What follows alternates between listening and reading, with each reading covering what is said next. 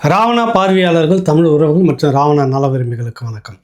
ரொம்ப பெரிய அளவில் பேசப்பட வேண்டிய ஒரு செய்தி ஒன்றும் இல்லாமல் அப்படியே பிசுபிசுத்து போயிருக்கிறது. 2 ஆடியோ ராசா பேசிய அந்த ஆடியோ வெளியில் வந்திருக்கு. பெரிய அளவில் சமூக வலைத்தளங்களில் பேசப்படுகிறது. அந்த ஆடியோ பொய்யானது அப்படின்னு அந்த கட்சிக்காக நியமிக்கப்பட்ட அப்படின்னு அரசு செலவில் நியமிக்கப்பட்ட ஒருத்தர் பதிவு போட்டிருந்தார். அது ஏஐ உருவாக்குனதாக இருக்கலாம் அப்படின்னு. ஆனால் எங்களை போன்றவர்களுக்கு அது 100% ராசாவினுடைய குரல் பதிவு தான். திமுகவில் இருந்து ஒரு எம்எல்ஏ வந்திருப்பாங்களா, ஒரு எம்பி வந்திருப்பாங்களா, ஒரு கட்சிக்காரங்க வந்திருப்பாங்களா? நான் அரசாய் 2 மாசம் கழிச்சு கனிமொழி உள்ள வருது. அது வரைக்கும் நீலகிரி உட்பட எத்தனை பேர் வந்து பார்த்தாங்க? என் மனநல ஜெயிலுக்குள்ள எப்படி இருந்திருக்கும்? என் வீட்டுல ஏதாவது எடுத்தீங்களா? கலைஞர் டிவி போச்சு பணம், அதுக்கு மேல நான் சொல்ல விரும்பல. என் வீட்டுல ஏதாவது சிபிஐ எடுத்தானா? 2 பதிவு வந்திருக்கிறது. 2 எந்த காலகட்டம்னா 2021 சட்டமன்ற தேர்தலுக்கு முன்பாக எடுக்கப்பட்டதாக அதில் கணிக்க, அந்த உரையாடலை வச்சு கணிக்க முடியுது. எப்படியும் தலைவருக்கு பிறகு இந்த கட்சி ஸ்டாலினிடம் தான் போகும். இன்னொன்று சொல்கிறேன், நமக்குள்ள இருக்கட்டும், கலைஞருக்கு பிறகு கட்சி அவர்கிட்ட போகும். அதுக்கு பிறகு என்னன்றது இருக்குது. கனிமொழியை அவர் நம்ப மாட்டார், அங்கே ஒரு பிரச்சனை இருந்துக்கிட்டு இருக்குது அப்படின்றாரு. டெல்லிக்கு போகும்போது அப்படி இங்கிலீஷ் கூட்டிட்டு வர ஒன்று. இன்னொன்று தங்கச்சி நம்ப மாட்டார். என்ன தங்கச்சி? கனிமொழி நம்ப உண்மையாது. அதான் கனிமொழி ஏற்றுக்க மாட்டார் சார், சென்று விடாது. அதுக்கு அடுத்தது என்ன சொல்ல வர்றாரு, லாக் யாங்கிட்ட இருக்குது அப்படின்றாரு. என்கிட்ட இருக்கு, வேற செலவுக்கு தெரிய முடியாது, வேற லாக் நாங்கள் வச்சிருக்கேன். புரியுதா? அந்த லாக் என்ன அப்படின்றது நிறைய பேர் யாருக்கும் தெரியல, பேசலை. ஆடியோ வந்துச்சு, ஆடியோ வெளியிட்டுட்டாங்க, ஆடியோ ஓடிக்கிட்டு இருக்கு, இப்படி தான் பேசிகிட்டு இருக்கிறாங்க. ரொம்ப முக்கியமான ஆளுங்க கூட அதை பற்றி எடுத்து போட்டிருக்காங்க சேனலில். வெறும் ஆடியோவை போட்டு இப்படி இருக்குது, சிபிஐ வழக்கு மீண்டும் என்ன ஆகும் அப்படின்ற மாதிரி, 2G வழக்கு அப்படின்ற மாதிரி தான் பேசுகிறாங்க. அந்த லாக் என்கிட்ட இருக்குது அப்படின்னு ஒன்று சொல்லியிருக்கிறார், ஒரு வார்த்தையை பேசியிருக்கிறாரு ராசா. அது என்ன லாக்? இப்போ அப்படியே நேராக கொஞ்சம் பின்னோக்கி வந்ததுனாக்கா, விசாரணை நடத்துகிறாங்க இங்கே தயாலா அம்மாவை இந்த விஷயத்தில். ஏற்கனவே பல வழக்கு மற்ற விஷயங்கள் இந்த 2G சம்மந்தப்பட்ட விஷயத்தில் தயாலா அம்மாவை அறிவாலயத்தில் கொண்டு வச்சுட்டு விசாரணை நடத்துகிறாங்க. அவங்களுக்கு எதுவும் நினைவில்லை, சரியாக தெரியலை, வயசாகிடுச்சு, இப்படியான காரணங்களை சொல்லி அது அந்த நேரத்தில் அந்த விசாரணையை முடிவுக்கு கொண்டு வந்ததாக பேசப்பட்டது. என்ன காரணம் அப்படின்றதுனாக்கா, கலைஞர் டிவியில் ஒரு பெரிய முதலீடு சேருது. 200 கோடி ரூபாய்க்கான முதலீடு இது. அதை கொடுத்தது சாகித் பால்வா என்கிற மும்பை பிரபலமான ஒரு வர்த்தகர், அவர் ஏற்றுமதி செய்கிற வர்த்தகர். அந்த சாகித் பால்வா யார் அப்படின்னா, அந்த 2G அந்த ஏலத்தை எடுத்தார்ல, அலைக்கற்று ஏலத்தை எடுத்த நபருக்கு வேண்டியப்பட்ட நபர்கள். ஆக அவர்கள் மூலமாக 2G அலைக்கற்றையில் பேசப்பட்ட பேரம் 1,76,000 கோடி இழப்புன்னு சொன்னாங்கள்ல, அந்த இழப்பை விட கூடுதலாக இருக்குன்னு சொல்கிறாங்க. அதில் ஒரு பகுதி வெவ்வேறு நபர்களுக்கு பிரித்து கொடுக்கப்பட்டதில் ஒரு வழியாக கலைஞர் டிவிக்கும் அந்த தொகை கொடுக்கப்பட்டதுன்னு. அப்போ அங்கேருந்து அந்த சாகித் பால்வா சென்னைக்கு சென்னையில் நேராக ஸ்டாலின் அவர்களை சந்தித்ததுக்கான ஆதாரங்கள் இன்றைக்கும் சிபிஐயில் கொடுத்த வாக்குமூலம் ஒருத்தர் கொடுத்தது இன்றைக்கும் இருக்கிறது. அப்போ அந்த நபர் இது வரைக்கும் சந்திக்கலை, சாகித் பால்வாவை சந்திக்கலை அப்படின்னு சொல்கிறாரு. சாதிக் பாஷா வேறு, சாதிக் பால்வா அங்கே மும்பையில் இருக்கக்கூடிய பெரிய தொழிலதிபர். இது வரைக்கும் சந்திக்கலாம், அப்படி ஒரு சம்பவமே இல்லை. அதன் மூலமாக அந்த பணம் கலைஞர் டிவிக்கு போகலை அப்படின்றலாம் சொல்ல வருது. அதில் குறைந்த பங்குதாரர் தான் கனிமொழி, அதிக பங்குதாரர் தயாலம்மா. ஆனால் அந்த வழக்கு ஒரு கட்டத்தில் நெருக்கடி வருது. நெருக்கடி வந்தோடனே கனிமொழி தான் சிறைக்கு போகிறாங்க, தயாலம்மா, ஸ்டாலின் இவர்கள்லாம் தப்புறாங்க. அப்போ எதுக்காக அதெல்லாம் நடந்தது அப்படின்னாக்கா, கனிமொழியை பலியாக்கப்பட்டார், அதெல்லாம் அப்படி தானே. இந்த உரையாடல் ராசா பேசும்போது ஒரு ஆதங்கத்தை வெளியிட்டு போகிறார். நான் கைதாய்க்கு உள்ளே இருந்தேன், டெல்லி திகாரில் உள்ளே இருந்தப்போ 2 மாதம் கழித்து தான் கனிமொழி வந்தாங்கன்னு. அப்போ அஃபிஷியலாக கருணாநிதி யாராவது துரைமுருகன், அப்போ துரைமுருகனுக்கு அதுக்கு அடுத்த சீனியர் லீடர் அவர் தான்றதில் கட்சிக்கு முக்கிய நிர்வாகி துரைமுருகன் அனுப்பி என்னை பார்த்தாரா, மற்ற அமைச்சர்கள் அனுப்பி என்னை பார்த்தாரா? கனிமொழி சிறைக்கு வந்த பிறகு இவர்கள் எல்லோரும் வந்தார்கள். திமுக ஒரு அமைச்சர் வந்தீங்களா? நீங்க சொந்த பாசத்துல ரயிலே வந்திருப்பீங்க, அண்ணாவோட பழம் கேளுங்க. கனிமொழி வந்தது பாடு எல்லாம் படையெடுத்து எல்லா மந்திரி வருது, எனக்கு தெரியாதா? ஆனா அந்த 2 மாசத்துல என்னுடைய மனநிலை எப்படி இருந்திருக்கும், நான் பஸ்ஸா இருந்தா என்ன இருக்கும்? அப்போ நான் கொஞ்சம் ரெண்டாவது கவனிக்கப்பட வேண்டிய வார்த்தை இதுதான் கோட் பண்ணுறேன் உங்களுக்கு.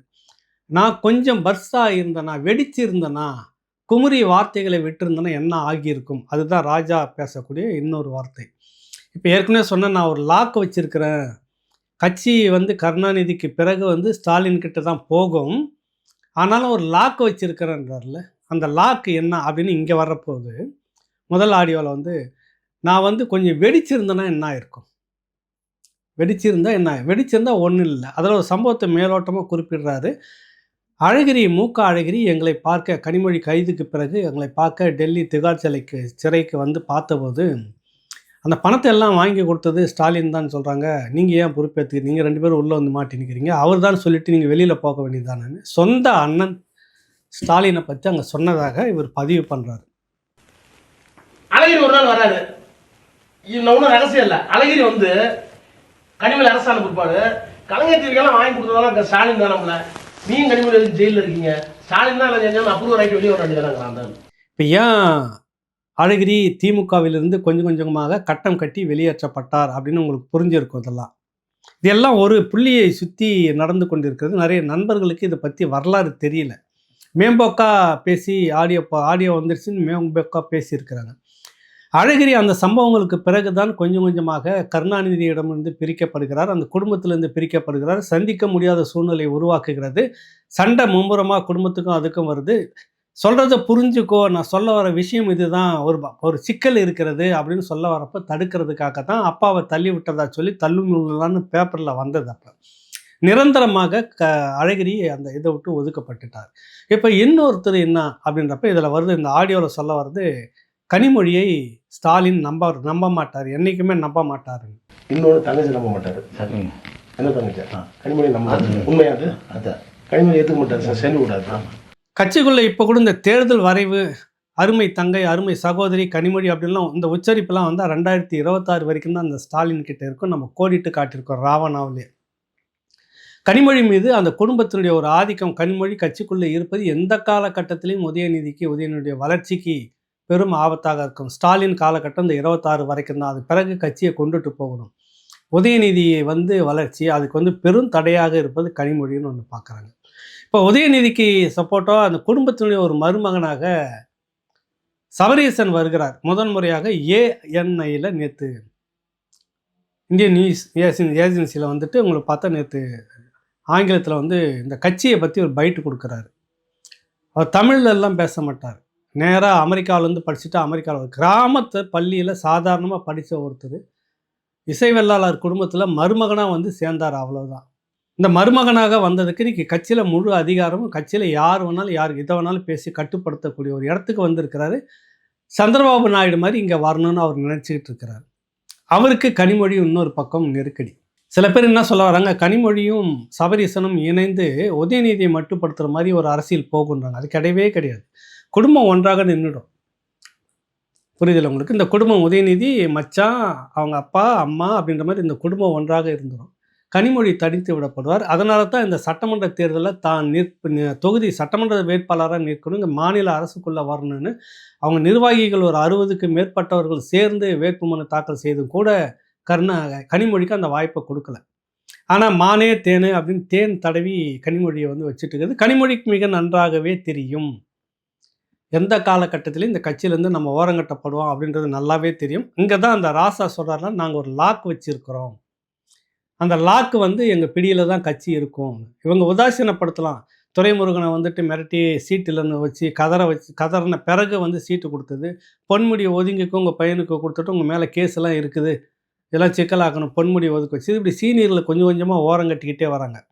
துரைமுருகன் கூட இல்லை, இந்த தேர்தலோடு நின்றுட்டு போய் தொலைட்டோம் அப்படின்னு தான் இப்போ கடைசி கட்டமாக கொடுத்தாங்க. இன்னொரு மூத்த அந்த அமைச்சர்களுக்கு காந்திக்கெல்லாம் கொடுக்கல. காந்தியும் அவங்க மகனுக்குமே ஆகலைன்னு ராணிப்பேட்டை தொகுதியில் பெரும்பேராக இருக்குது. அந்த பக்கத்தில் வேலூர் மாவட்டத்தில் ஏதோ ஒரு நிகழ்ச்சிக்காக நேற்று போயிட்டு ரிட்டன் காந்தி ராணிப்பேட்டை வழியாக தான் உதயநிதி வரணும். ஆனால் காந்தி வந்து வரவேற்பு கொடுக்கல. கட்சிக்குள்ளே பெரிய அளவில் ஒன்றும் இறங்கலை. மகனுக்கும் அப்பாவுக்குமே பிரச்சனை, காந்திக்கும் அவன் மகனுக்கும் பிரச்சனை. மகனுக்கு சீட்டு கொடுத்தது அப்பனுக்கு பிடிக்கலையா என்னன்னு தெரியல. அது ஒரு உள்ளக பிரச்சனையாக்க விட்டுருங்க. இந்த மாதிரி மூத்த அமைச்சர்கள் எல்லாமே கொஞ்சம் கொஞ்சமாக நகர்த்திக்கிட்டு வருது திமுக. உதயநிதிக்கு ஏற்றாற் போல இந்த கட்டமைப்பை கொண்டுட்டு வரணும் அப்படின்ற மாதிரி வரக்கூடியவர்கள் இந்த உதயநிதியுடைய கட்டுப்பாட்டை மீறாத அளவுக்காக இருக்கணும் அப்படின்றதெல்லாம் பார்த்துக்கணும். இது வந்து ஒரு இது இருக்குது. அதை தான் உடைக்க முடியாதா அப்படின்றதுக்கு ராசா ஒன்று சொல்கிறாரு, லாக் ஒன்று வச்சிருக்கிறேன், என்னைக்கா இருந்தாலும் அந்த லாக் வந்து என்கிட்ட இருக்கு, வேற செல்வாக்கு தெரிய முடியாது, வேற லாக் நாங்கள் வச்சிருக்கேன், புரியுதா? என்னைக்கா இருந்தாலும் அந்த லாக்கு வந்து கட்டாயம் வேலை செய்யும். என்ன லாக்? அதுதான் 2009. இவ்வளவு தெளிவாலாம் உண்மையிலே யாரும் விஷயம் சொல்ல மாட்டாங்கன்னு நான் நினைக்கிறேன். எனக்கு தெரியுது, நான் பெருமைப்படுத்துகிறேன் அப்படின்லாம் கிடையாது. அந்த அனுபவத்தை வாங்கிட்டு வந்திருக்கிறோம் நம்ம. இதே லாக்கு தான் 1,76,000 கோடி திருடிக்கிட்டு இருந்த திருட்டு கும்பல் எந்த நேரத்துலையும் கைது செய்யப்படலான்னு கைது செய்கிற மாதிரியே வச்சுக்கிட்டே இருந்து அப்படியே நகர்த்திக்கிட்டே இருந்து பேருக்கு ஒரு வழக்கு, பேருக்கு ஒரு விசாரணை, பேருக்கு ஒரு இதுன்னு சொல்லி கடைசியாக விடுதலை. இதெல்லாம் ட்ராமா. 2G 1,76,000 கோடி வழக்கில் கடைசி வரைக்கும் 2009 மே 18 வரைக்கும் இந்த கும்பலை கருணாநிதி குடும்பத்தை வந்து எதையும் டிஸ்டர்ப் பண்ணாது. இதை வச்சு அந்த ஈழத்தில் மண்ணில் ஒரு விடுதலை போராட்ட இயக்கத்தையே அடித்து முடிச்சது இந்தியா. நல்லா கவனிச்சுங்க இந்த லாக்கு எங்கெங்கெல்லாம் வருதுன்னு சொல்லிட்டுங்க. இதுதான் இந்த 1,76,000 பணத்தை அங்கே கொடுத்துட்டு ஊழல் செய்ய சொல்லிட்டு அதில் மாட்டிக்க வச்சுட்டு அவர்களை கைது செய்து நெருக்கடி கொடுக்குற மாதிரி எல்லாம் அப்படியே நகர்த்திக்கிட்டே வந்து குடும்பத்தோடு தூக்கி கருணாநிதியும் தயாளமாவையும் உள்ளே வச்சிரும், மகன் ஸ்டாலினையும் உள்ளே வச்சிரும் அப்படின்ற மாதிரிலாம் நெருக்கி 2009 இனப்படுகொலை முடித்த வரைக்கும் இந்த பேரத்தில் இந்த விஷயம் நடந்திருக்கிறது. இந்த லாக் அங்கெல்லாம் இருக்குது. இதை வச்சுக்கிட்டு தான் காங்கிரஸ் ஆட்டம் ஆடினது. 2021 இதை வச்சுக்கிட்டு தான் திரும்ப இந்த மாதிரிலாம் பண்ணது. இடையில 11 வந்துட்டு இதை வச்சுக்கிட்டு தான் பேச்சுவார்த்தை நடத்தி நெருக்கடியை கொடுத்தது. இப்படி பல காரணங்கள் வந்து 1,76,000 கோடி இந்த லாக், இந்த ஊழல்ன்றதில் வந்து ஏதோ விஷயங்கள் குடுமி கையில் மாட்டிக்கிச்சு. இப்போ பாஜக கிட்ட என்ன மாட்டியிருக்குன்னா இந்த குடுமி தான் மாட்டியிருக்கு, வேறு எந்த குடுமியும் இல்லை. நீங்கள் நல்லா கவனிங்க. பாரதிய ஜனதா கட்சி நாங்கள் எதிர்க்கிறோன்னு சொல்லக்கூடிய இந்த திமுக எந்த ஒரு திட்டத்தையும் எதிர்க்கவே இல்லை. அந்த அதிமுக பீரியடில் பாஜக இருந்தது டெல்லியில். அப்போ கூட நிறைய திட்டங்கள் வந்து எடப்பாடி மறிச்சுக்கிட்டு இருந்தார். நடைமுறைப்படுத்துறதா சொன்னாலும் மக்கள் எதிர்ப்பு வந்தது, ஒரு பக்கம் எல்லாத்தையும் மறிச்சுக்கிட்டே இருந்தார். இன்னைக்கு டிஆர்பி ராஜா டிஆர் பாலு பையன் என்ன சொல்கிறாருன்னா, வளர்ச்சியெல்லாம் தடுக்க முடியாது, தென் மாவட்டங்களில் இந்த மீத்தேன் அது இது எல்லாம் வந்து தான் ஆகுன்றாரு. தஞ்சை டெல்டா பகுதியில் நல்லா கவனிங்க. உங்களுக்கு எல்லா தொழிற்சாலையும் வந்து தான் ஆகும் அப்படின்றாரு. முடிஞ்சிடுச்சு உங்களுக்கு, கிட்டத்தட்ட கையில் எடுத்துக்கிச்சு. இப்போ பாரதிய ஜனதா கட்சி இதே லாக், இதே 2G ஸ்பெக்ட்ரம் ஊழல்ன்றதை வந்து தீர்ப்பில் முடிஞ்சு போனதுன்னு சொல்லி விடுதலைன்னு சொல்லிட்ட பிறகும் கூட சிபிஐ இப்போ மேல்முறையீடு செய்திருச்சு, ரீஓப்பன். இதில் தான் என்ட்ரு ஆகிறாரு நம்ம சுப்பிரமணிய சாமி. இந்த வழக்கில் தன்னை வந்து இணைக்கிறார். செல்வி ஜெயலலிதா மீதான வழக்கு பேராசிரியர் அன்பழகன் போட்டதாக சொன்னாலும் கூட ஒரு கட்டத்தில் அவர் மறைவுக்கு பிறகு ஒரு வழக்கறிஞர் பேருக்கு சப்ஸ்டியூட்டாக தான் அதை போட்டு எடுத்துகிட்டு வராங்க. ஆனால் சுப்பிரமணிய சாமி உள்ளே இணைச்சிக்கிட்டு போட்ட வழக்கு தான் இது இந்த அளவுக்கு போய் நின்று இருந்தது, சொத்து குவிப்பு வழக்கு.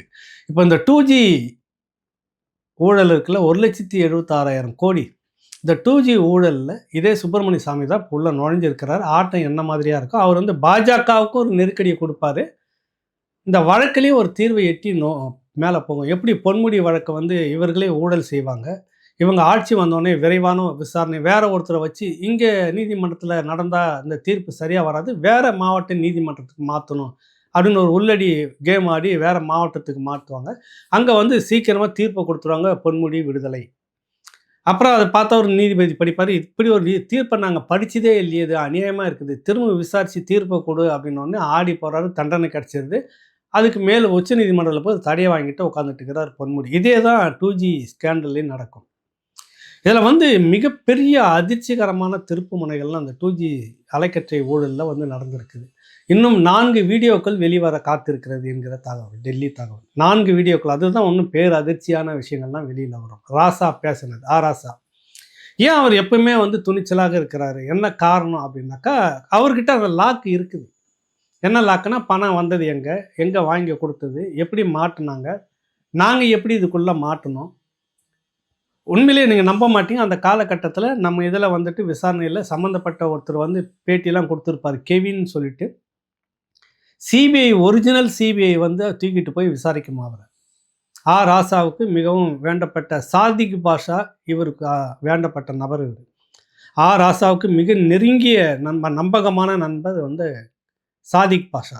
அந்த சாதிக் பாஷாவுக்கு வலதுகரமாகவும் நம்பிக்கையாகவும் இருந்தவர் கெவின். கெவின் ராசாவுக்கும் பழக்கம், இவருக்கும் பழக்கம். சாதிக் பாஷாவும். சாதிக் பாஷா தற்கொலை செய்து கொண்டார்னு முடிஞ்சுது. அதில் நிறைய விஷயங்கள், அவங்க மனைவி இதில் உண்மை இருக்குது, உண்மை இல்லை, தற்கொலை என்பதில் உண்மை இல்லை, ஏதோ விஷயம் இருக்குது, என் கணவரே இதற்கு தூண்டி இருக்கிறார்கள், அது ஏதோ விஷயத்தை வந்து முடிச்சுட்டாங்க. அதுக்கு முந்தின நிமிடங்கள் வரைக்கும் சில விஐபிகள் என் கணவரோடு பேசி கொண்டிருந்தார்கள். ஜனாதிபதி வரைக்கும் புகார் கொடுத்துருக்கிறார். நல்லா கவனிச்சுக்குங்க. சாதிக் பாஷா கொலை செய்யப்பட்டார், நான் எந்த நீதிமன்றத்தில் வேணாலும் வந்து சொல்ல தயார், வழக்கு போட தயாரா அப்படின்னு கடந்த காலங்களில் வைகோ பேசியிருக்கிறார். 2G அலைக்கற்றை ஊழலில் முக்கியமான நபராக கருதப்பட்ட ராசாவின் நண்பர் சாதிக் பாஷா கொலை செய்யப்பட்டார், நான் இதை நிரூபிக்க தயார், வழக்கு போடுவதற்கு எங்கே யார் வேணாலும் போடுங்க அப்படின்னு சொன்னது வைகோ. இப்போ இந்த லாக்கு வச்சு தான் இப்போ என்ன பண்ணுறாங்க பாரதிய ஜனதா கட்சி, திமுக மேலே பட்டும் படாமல் மாதிரி வழக்கெல்லாம் போட்டு போட்டு நகர்த்தி இந்த 2Gயும் மிகப்பெரிய அளவில் இருக்குது. எந்த நேரத்தில் வேணாலும் இதில் ஸ்டாலின் சிக்கலாம், அப்ரூவராக மாறலாம். ராசாவும் கனிமொழியும் அப்ரூவராக மாறலாம், வாய்ப்பு நிறைய இருக்கிறது. ஆடியோ, அதுக்கான ஆடியோலாம் இருக்கிறது. இதில் பொய் அப்படின்லாம் சொல்ல முடியாது. ஏற்கனவே சிபிஐ விசாரணையில் பல விடயங்களை சொல்லிட்டு தான் வந்திருக்கிறாங்க. இப்போ ரீஇன்வெஸ்டிகேஷன் மறு விசாரணை அப்படின்னு நடக்கும்போது, விசாரணை நீதிமன்றத்தில், உச்ச நீதிமன்றத்தில் குறுக்கு விசாரணைகள் நடக்கும்போது மிகப்பெரிய அளவில் சிக்கல் வரும். ஸ்டாலினுக்கு அது நெருக்கடியாக வரும். ஸ்டாலின் கைது செய்யப்படுவதற்கும் வாய்ப்பு இருக்கும். சாதிக் பால்வா மும்பையை சேர்ந்தவர் வந்து சந்தித்தாரா இல்லையா ஸ்டாலின், பணம் கைமாறப்பட்டதா இல்லையா, அதுக்கான விட்னஸ் வந்து நான் ரெடி அப்படின்ற நிலையில் இருக்கிறார், ஏற்கனவே இருக்கிறார். இதில் 2 பேரை என்ன பண்ணுது சிபிஐ வந்துட்டு அழைச்சிட்டு போய் எங்கேயோ ஒரு இடத்துல தனியாக வச்சுன்னு ஒரு 3 நாளாக தூங்க விடாமல் கொள்ளாமல் திரும்ப கேள்விகளை மாற்றி எழுதி கொடுத்து மாற்றி இப்படியே தான் பண்ணும். ரொம்ப அந்த டார்ச்சர் வந்து அதிகமாக இருக்கும். அதிக குளிர்ட்டி அறையில் வச்சுட்டு விட்டுருவாங்க. அப்புறம் ஒரு பதில் எழுதி கொடுத்தோன்னே 100 கேள்வியில் திரும்பவும் கேள்விகள் வந்து திருப்பி மறுபடியும் சொல்லு அப்படின்னு முடித்து வீட்டுக்கு கொண்டு வந்து விட்டோன்னே அப்பாடான்னு குளிச்சுட்டு வந்து நின்று உட்காரும்போது திரும்ப வந்து கதவை தட்டும். சினிமாவில் சொல்கிற மாதிரி கம்மிங் ஃப்ரம் சிபிஐ அப்படின்னு. இல்லைங்க, இப்போ தான் எங்களை கொண்டு வந்து விசாரித்து விட்டுட்டு போனாங்கன்னா, இல்லை சிபிஐ நாங்கள் தான் ஒரிஜினல், இந்தாங்க கார்டு, கிளம்புங்கன்னு டீக்கு கொண்டு போய் கப்பலுக்குள்ளே வச்சுக்கிட்டு 4 நாள் விசாரித்து முடிக்கும். அப்போ திமுகவினுடைய ஏதோ ஒரு டீம் இந்த நபர்கள் எங்கெல்லாம் உண்மையை சொல்லுவாங்க, எப்படிலாம் உண்மையை சொல்லிடுவாங்க, அதுக்கு ஏற்ற மாதிரி நம்ம என்ன செய்யணும்னு ஒரிஜினல் சிபிஐ மாதிரியே ஒரு என்கொயரி தொடங்கி இருக்குது. அப்போ இவர் சொல்லிடுவார்ல, இல்லை இப்படி கொடுத்தாரு, அப்படி கொடுத்தாரு, இப்படி கொடுத்தாருன்னு இதெல்லாம் உண்மையும் வாங்கிட்டு ஒரிஜினல் சிபிஐ வந்து விசாரித்தா அதுக்கு எப்படி ஆவணங்கள்லாம் மாற்றணுன்ற ஒரு வேலையை செய்திருக்கலாம் அப்படின்றது சந்தேகங்க நிறைய வருது. ஏன்னா 2 சிபிஐ, ஒன்று ஒரிஜினல் சிபிஐயும் விசாரிச்சிருக்கு, போலி சிபிஐயும் விசாரிச்சிருக்கு. இப்போ இவ்வளோ விஷயங்கள் இதுக்குள்ளே பேசணும், இதெல்லாம் வந்து பேசப்படுற விஷயம். இப்போ இதெல்லாம் கையில் வச்சுக்கிச்சு. கிட்டத்தட்ட 1,76,000 கோடி முறைகேடு நடந்திருப்பது உண்மை. இப்போ ராசாவே சொல்லிடுறாரு, போதிய காசு நம்மக்கிட்ட இருக்குதா, ஏது ராசா அவங்ககிட்ட காசு, எப்படி குவிஞ்சது, எப்படி இருக்குது அவங்ககிட்ட இந்த சொத்து, இந்த கோடிகளும். சாதாரண ஸ்கூட்டரில் ஒரு வழக்கறிஞராக போயிட்டு இருந்தவர் தானே ஒரு நாடாளுமன்ற உறுப்பினர்ன்றதுக்காக எவ்வளோ உனக்கு சம்பளம், அதில் உன்னுடைய இந்த அரசியல் வாழ்க்கைக்குள்ளே செலவளமாக மீதி எவ்வளோ மிச்சம் இருந்திருக்கும், அதை மீறி ஒரு கட்சியை வந்து உன் கண்ட்ரோலில் வைக்கிற அளவுக்கு போதிய காசு பலம் இருக்கிறதா, அறிவு பலம் இருக்கிறதா, சாதி பலம், இதில் சாதியை தான் நொட்டி ஆகணுங்க. சாதியை வந்து எதுக்கு இருக்கிற, சாதிக்கும் உனக்கு என்ன சம்மந்தம், சாதிக்கு எதனா நீ செய்திருக்கியா, நீங்கள் சார்ந்த சாதிக்கு எதனா நீ செய்திருக்கீங்களா? இது வரைக்கும் நடந்த அந்த திமுக ஆட்சி 2021 2026 வரைக்கும் எத்தனைய சாதிய படுகொலை நடந்தது, அந்த வேங்கை வயல் மலை தொட்டி பிரச்சனை, ஏதாவது ஒன்றில் நீ முக்கியமாக நின்று போராடி இருக்கிற, எப்படி உன் கூட வரும்? அப்புறம் இவரே சொல்லிக்கிறார், நான் சாதியை கடந்து மேலே வந்துட்டேன். நீ எங்கன்னா வந்துட்டு போ, எங்கன்னா நின்றுக்கோ, போதிய காசு இருக்குது, அறிவு பலம் இருக்கிறதா, போதுமா, காத்துக்கிட்டு இருப்போம், நமக்குன்னு நேரம் வரும் அப்படின்னு. அந்த நேரம் இப்பொழுது நெருங்கி கொண்டிருக்கிறது. அதுதான் நம்ம சொல்ல வர விஷயம். இதில் திமுகவுக்கு நேரம் நெருங்கி கொண்டிருக்கிறது. அது யாரால அப்படின்னா அவர்களாலே தான்.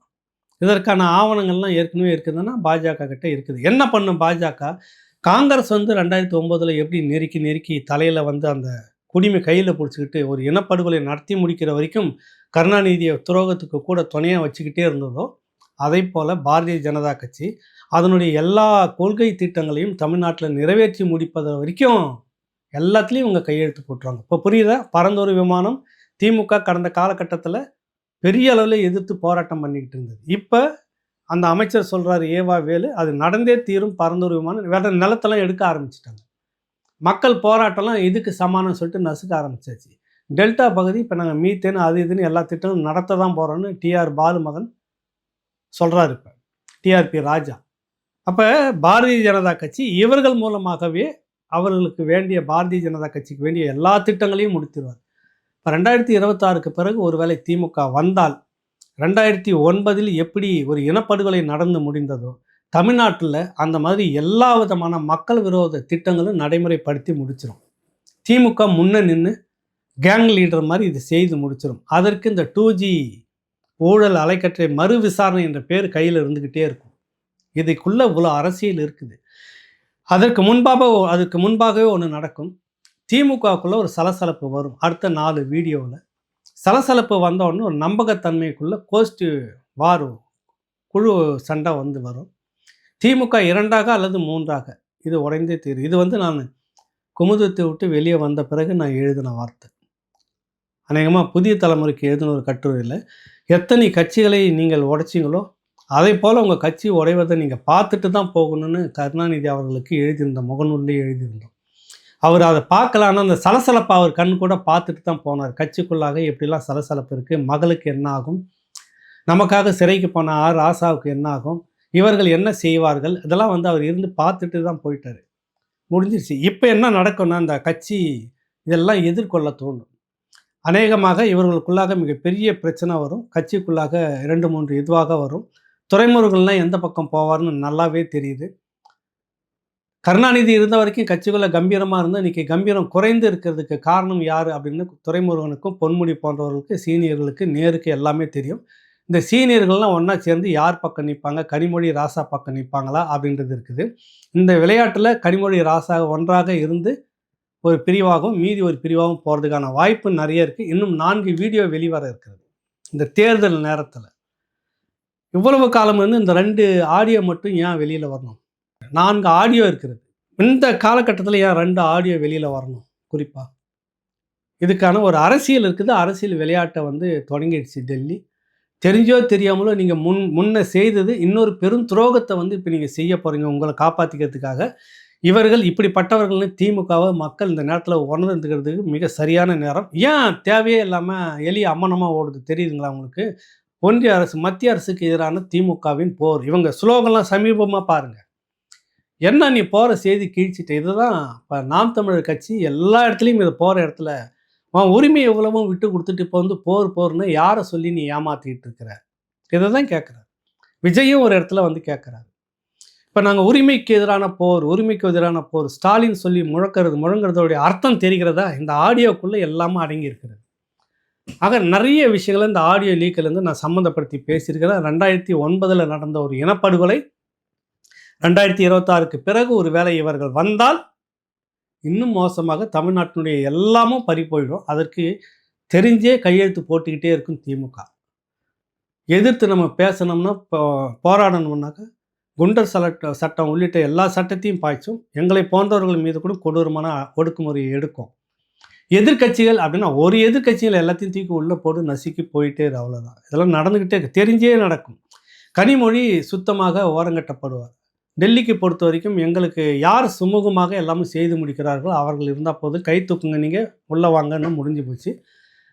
ராசாவும் கனிமொழியும் தனித்து விடப்படுவார்கள். ராசாவுக்கு ஆதரவாக யாரெல்லாம் இருக்கிறாங்களோ அவர்களெலாம் பார்த்து இப்போ ரக்கையை வெட்டிக்கிட்டு இருக்கிறாங்க. கனிமொழிக்கு யாரெல்லாம் பலமாக இருக்கிறார்களோ அவர்களுக்கு ஆதரவாளர்கள்லாம் இப்போ ரக்கையை வெட்டிக்கிட்டு இருக்காங்க கட்சிக்குள்ளார. இதுக்கு பேர் ரக்கையை வெட்டுறதுன்னு பேர். வெட்டினா பறக்க முடியாதுல்ல. உனக்கு ஆதரவாளர்கள் இருந்தால் தானே பெரிய அளவில் போராட முடியும் உங்களுக்காக. அந்த வேலையை திமுக இப்போவே செய்ய தொடங்கிடுச்சு. ரக்கை இல்லாத 2 பறவை குஞ்சுகள் மாதிரி தான் கனிமொழியும் ராசாவும். இந்த நேரத்தில் இந்த ஆடியோ வந்திருக்கு. என்ன தாக்கத்தை ஏற்படுத்தும்? திமுக தொடர்ந்து துரோகத்தின் கூட தான் கை கோர்க்குமா, இல்லை அந்த 1,76,000 வழக்கிலிருந்து ஸ்டாலின் தன்னை விடுவிச்சு கொள்வதற்கு இதுக்கு பயன்படுத்துகிற சூழ்நிலையை ஒரு கையில் எடுத்துக்குவாரா? துரோகம்தான் இவர்களுடைய வாழ்க்கையா அப்படின்ற கேள்வி அடுக்கடுக்காக இருக்குது. இன்னும் ஒரு ஆடியோ வர்றதா இருக்குது. அதுக்கு பிறகு நம்ம அடுத்து நடக்கிறத பேசுவோம். இந்த சிபிஐ விசாரணைக்குள்ளாக எங்கெங்கெல்லாம் என்னென்ன நடந்திருக்குதுன்றதை இன்னொரு வீடியோவில் நான் உங்களுக்கு விரிவாக பேசுகிறேன். காரைக்குடிக்கு போயிட்டு வந்தது வந்து அதை பற்றி ஒன்றும் பேசலை. அடுத்த பதிவு அதுதான் நம்ம பேசுகிறோம். நன்றி, வணக்கம்.